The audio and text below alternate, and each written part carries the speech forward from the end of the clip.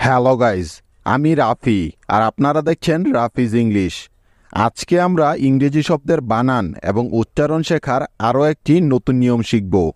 আজকে আমরা মূলত ওয়ার্ড প্যাটার্নের মাধ্যমে ইংরেজি শব্দের বানান শিখব। এখন দেখা যাক ওয়ার্ড প্যাটার্ন কী। একটি কথা মনে রাখবে, ইংরেজি ভাষায় ওয়ার্ড প্যাটার্ন হলো সবচাইতে গুরুত্বপূর্ণ বিষয়গুলোর মধ্যে একটি, কারণ ইংরেজি ভাষাটা বিভিন্ন ওয়ার্ড প্যাটার্ন দিয়েই তৈরি। শুধুমাত্র এই ওয়ার্ড প্যাটার্নগুলো শিখে নিতে পারলেই আপনার 50% বা অর্ধেক ইংরেজি শেখা হয়ে যাবে। কাজেই বুঝতেই পারছেন যে ইংরেজি শেখার ক্ষেত্রে এই ওয়ার্ড প্যাটার্ন জানা কতটা জরুরি।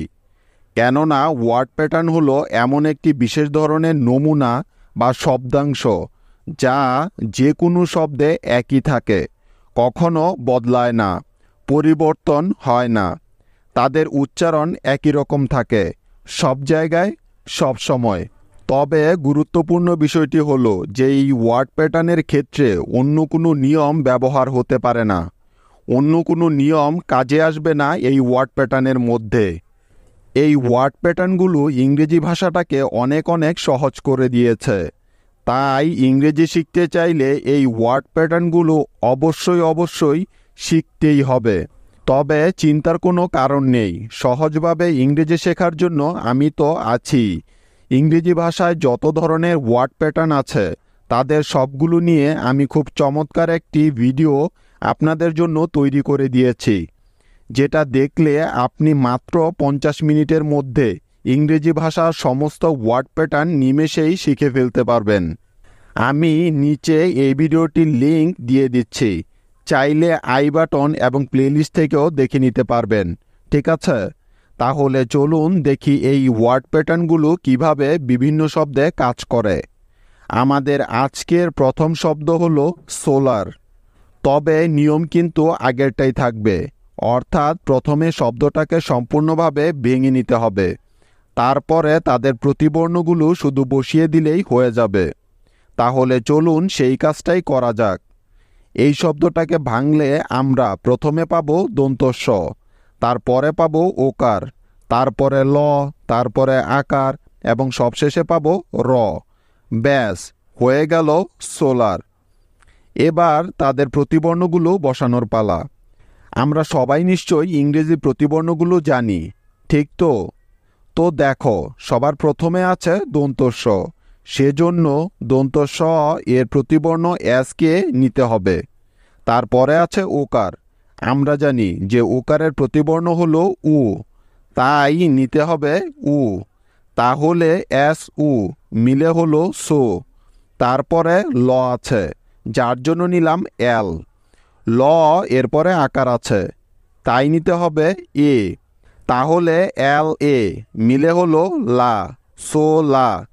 এখন বাকি রইল র, সেজন্য নিব আর। তাহলে এস ও এল এ আর একত্রে মিলে হলো সোলার। এবার তোমাদের সবার মনে একটা প্রশ্ন, যে তাহলে এখানে ওয়ার্ড প্যাটার্নটা কোথায়, কি তাই তো? তো দেখো, আমরা এর আগের ক্লাসে একটা নিয়ম শিখেছিলাম যে শব্দের শেষে আর সাউন্ড, অর্থাৎ আ এবং র থাকলে তার জন্য ই আর বসে, তাই তো? নিয়মটা কি তোমাদের সবার মনে আছে? কিন্তু এখানে দেখো, শব্দের শেষে আর সাউন্ড থাকার পরেও কিন্তু ই আর বসে নাই। এর কারণ কি? কারণটা হলো এল এ আর এই তিনটি বর্ণ মিলে একটি ওয়ার্ড প্যাটার্ন তৈরি করে, যার উচ্চারণ সবসময় সব জায়গায় লার এরকমটা হবে। ঠিক আছে, মনে থাকবে তো?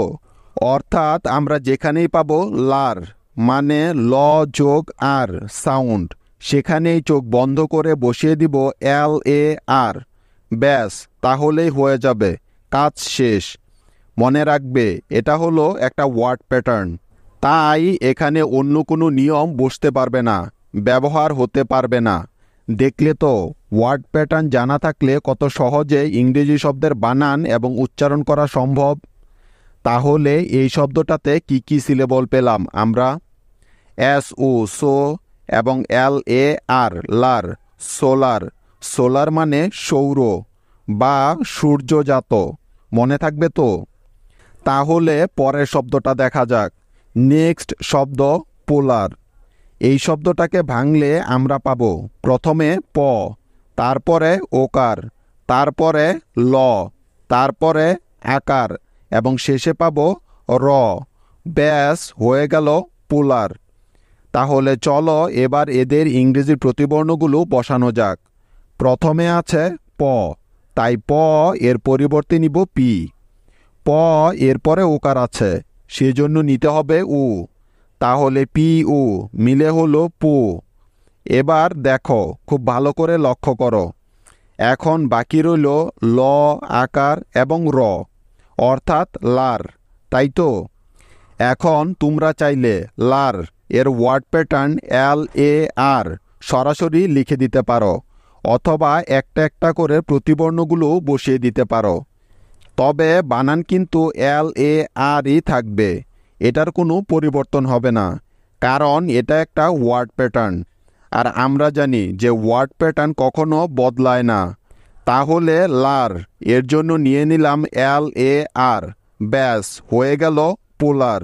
তোমরা এটা মুখস্থ করে নিতে পারো, তাহলে অনেক সুবিধা হবে যে LAR হয় লার, ঠিক আছে? অথবা এভাবেও মনে রাখতে পারো যে ল এরপরে আকারের জন্য সবসময় এ লেটারটা ব্যবহৃত হয়। তাহলে এই শব্দটিতে কতটি সিলেবল পেলাম আমরা? PO পো এবং LAR লার, পোলার। পোলার মানে মেরু বা অক্ষ। নেক্সট শব্দ সেকুলার। এই শব্দটাকে ভাঙলে আমরা পাই প্রথমে দন্ত স, তারপরে একার, তারপরে ক, তারপরে রস্যকার, তারপরে ল, তারপরে আকার এবং শেষে পাই র। এই হলো সেকুলার। এবার তাদের প্রতিবর্ণগুলো বসানো যাক। যেমন প্রথমে আছে দন্ত স, তাই নিয়ে নিব এস। দন্ত স এর পরে একার আছে, যার জন্য নিতে হবে ই। তাহলে SE মিলে হলো সে। তারপরে ক আছে, সেজন্য নিতে হবে সি, কারণ আমরা জানি ইংরেজি বানানের ক্ষেত্রে ক এর জন্য সি বসে। ক এরপরে রস্যকার আছে, তাই নিতে হবে ইউ। তাহলে CU মিলে হলো কু, সে কু। এখন দেখো, বাকি রইল ল, আকার এবং র, অর্থাৎ লার। আমরা চাইলে ল এর জন্য L, আকারের জন্য A এবং র এর জন্য আর এভাবেও লিখতে পারি। আবার সরাসরি LAR এটাও লিখে দিতে পারি। যেটাতে তোমাদের সুবিধা হয় সেটাই লিখে দিতে পারো, কোনো সমস্যা নেই।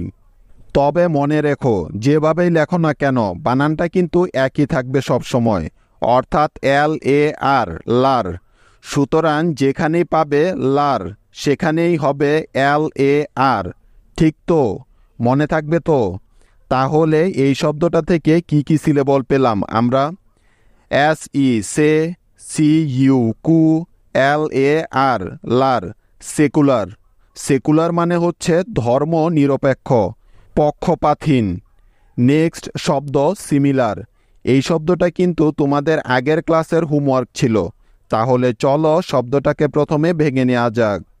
এই শব্দটাকে ভাঙলে আমরা প্রথমে পাবো দন্ত স, তারপরে ইকার, তারপরে ম, তারপরে আবারও পেলাম ইকার, তারপরে ল, তারপরে আকার এবং শেষে পেলাম র। ব্যাস হয়ে গেল সিমিলার। এবার এদের প্রতিবর্ণগুলো বসানো যাক। যেমন প্রথমে দন্ত স এর জন্য নিব এস, তারপরে আছে ইকার, যার জন্য নিতে হবে আই। তাহলে SI মিলে হলো সি। তারপরে ম আছে, সেজন্য নিব এম। ম এরপরে ইকার আছে, তাই নিলাম আই। সুতরাং MI মিলে হবে মি, সি মি। তারপরে দেখো, ল, আকার, র আছে, অর্থাৎ লার আছে, তাই চোখ বন্ধ করে বসিয়ে দাও LAR। কেননা আমরা তো এইমাত্রই শিখলাম যে লার এর জন্য সব সময় সব জায়গায় LAR হয়। ব্যাস হয়ে গেল সিমিলার। তাহলে এই শব্দটা থেকে আমরা কি কি সিলেবল পেলাম? SI সি, MI মি এবং LAR লার, সিমিলার।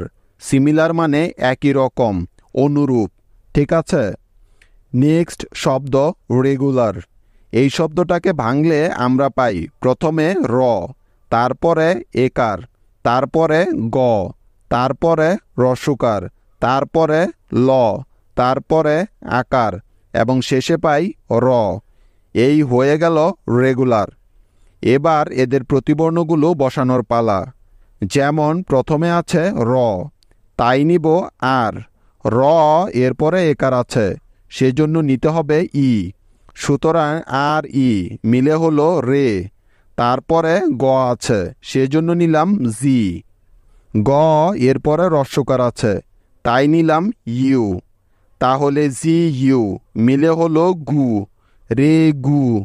এখন বাকি আছে ল, আকার র, অর্থাৎ লার, যার জন্য আমাদেরকে নিতে হবে এল এ আর একসাথে। ব্যাস হয়ে গেল রেগুলার। এখন দেখো কতটি সিলেবল পেলাম এই শব্দটি থেকে। আর ই রে, জি ইউ গু, এল এ আর লার, রেগুলার। রেগুলার মানে হলো নিয়মিত, প্রতিনিয়ত। এখন এই নিয়মটা তোমরা কতটা বুঝতে পেরেছ এটা যাচাই করার জন্য তোমাদের একটা হোমওয়ার্ক দিচ্ছি। তোমাদের আজকের হোমওয়ার্ক হলো মেলার। এই শব্দটাকে বানান করে আমাকে দেখাবে, আমি দেখব যে কে কতটুকু বুঝতে পেরেছ। আজ এ পর্যন্তই, দেখা হচ্ছে কালকে নতুন কোনো নিয়মের সাথে। সে পর্যন্ত টেক কেয়ার, বাই।